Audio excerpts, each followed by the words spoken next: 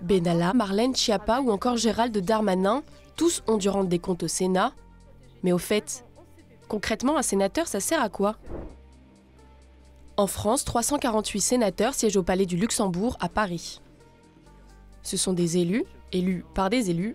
Contrairement aux députés, les sénateurs sont eux élus indirectement par ce qu'on appelle des grands électeurs. En gros, 162 000 élus municipaux, départementaux et régionaux. Ils représentent donc les collectivités territoriales. Leur mandat s'étend sur 6 ans, mais tous les 3 ans, le Sénat est renouvelé de moitié pour assurer une continuité dans les orientations de cet organe. Leur indemnité s'élève à 7 605,70 € bruts, comme les députés.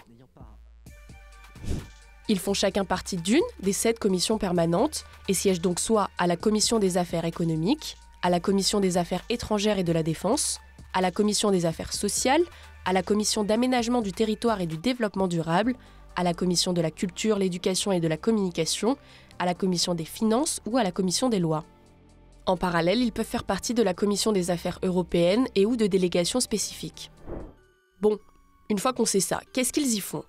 Eh bien, les sénateurs ont pour mission de voter les lois ou les amender, contrôler l'action du gouvernement et évaluer les politiques publiques, tout comme les députés. En revanche, même si le Sénat n'accepte pas un texte de loi, qu'il y a débat, remise en question et amendement en pagaille, c'est l'Assemblée qui aura le dernier mot. Merci pour... Ceci dit, les sénateurs sont un peu perçus comme des sages au sein du pouvoir législatif et sont souvent écoutés. La retraite à 64 ans, c'était par exemple une proposition des sénateurs de droite depuis plusieurs années. Quand on parle de contrôle du gouvernement, d'abord, ça signifie qu'ils peuvent en interpeller les membres lors de séances ouvertes. Et deuxième chose, ils peuvent monter des missions d'information. Un groupe de sénateurs se penche sur un thème précis, avec des auditions et des déplacements sur le terrain. Une fois le travail d'enquête terminé, il rend un rapport rempli de recommandations à suivre.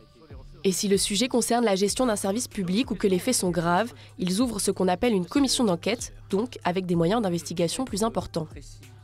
Comme ça, c'est peut-être flou, mais à titre d'exemple, Alexandre Benalla, ancien chargé de mission à la présidence de la République, accusé de violences policières notamment, a dû rendre des comptes en commission des lois en 2019. Plus récemment, TikTok France a même changé de président après un rapport du Sénat.